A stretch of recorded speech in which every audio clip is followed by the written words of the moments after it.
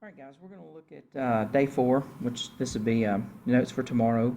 And I'm going to give you notes on determinants, and we're going to do the inverses tomorrow in class. I'll give you notes on that, but determinants and inverses kind of go hand in hand. So, first of all, what is a determinant? Well, what it does is it helps us determine, hence the name, help us determine if a matrix has an inverse or not. And the way you know is if you find the determinant and the answer comes out to be 0, then the matrix does not have an inverse, which means we would not be able to solve a problem using the matrix, which we'll get to later. Some notation for determinant of matrix A, you're not going to see that written all the way out.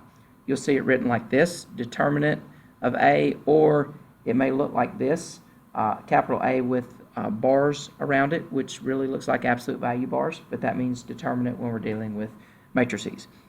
So I'm going to show you how to find the determinant of a 2 by 2 and a 3 by 3. The 2 by 2 being the most important one here for your final exam. But I'm just going to show you how to do both here, 2 by 2 and 3 by 3, and it's not hard. When you find the determinant, you do get a number answer, though. The determinant is just a single number.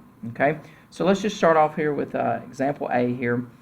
We've got 8, -5, -3, 2. That's a 2 by 2. And here's how we find the determinant of that.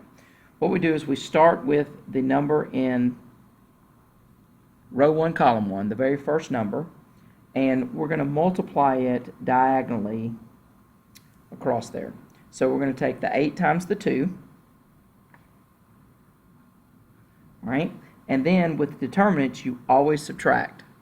Always, always, always subtract. So we take this first diagonal, multiply it together, and then we're going to subtract the other diagonal.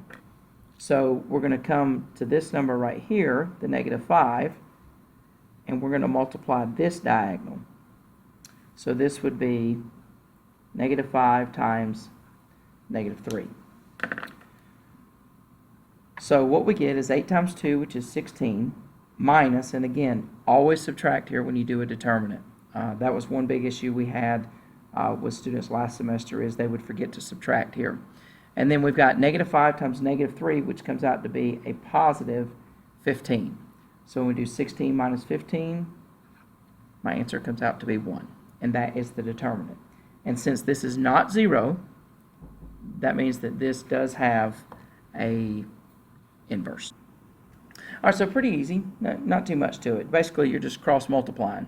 You just have to remember to subtract. Okay, so let's look at another example here. Let's do example B. All right, so again, I'm going to start top left. I'm going to do 1 times 4. And again, always subtract here. Always, always subtract. And then we're going to do 2 times the 3. So here we get 4 minus 6.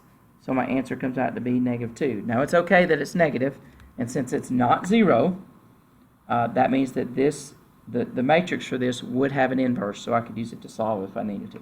Okay. Now the 3 by 3s are a little bit more complicated than that. So let me show you the 3 by 3. It's the same principle with diagonals, but we have to do it a little differently. The first thing I'm going to do is I'm just going to recopy this matrix.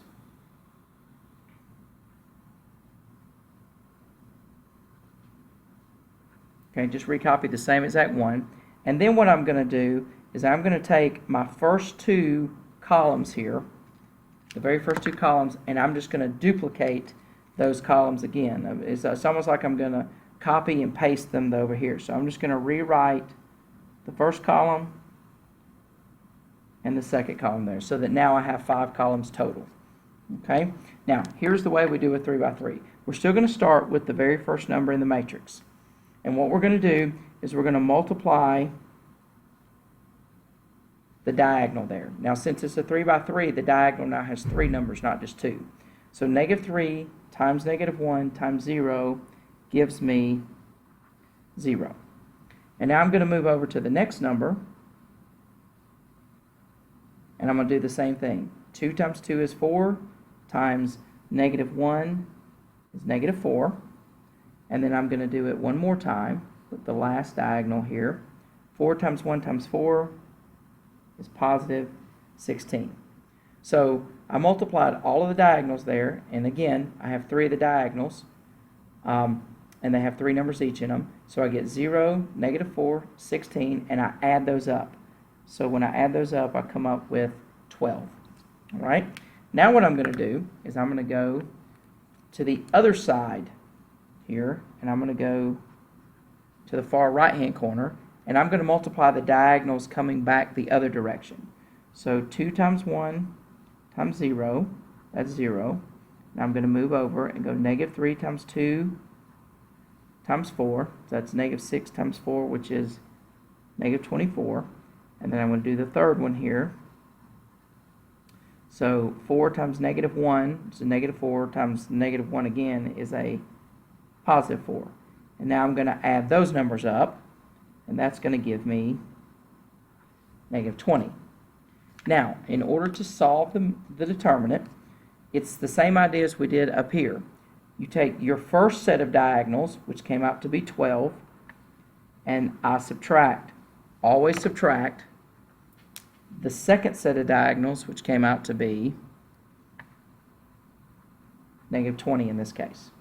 So what we end up with here is 12 minus a -20, which becomes a +20, and my answer is 32. But notice doing a 3 by 3, a lot more involved with that than just a 2 by 2. Okay? Now I'll go over any questions that you have on that tomorrow, and I'll also talk about inverses.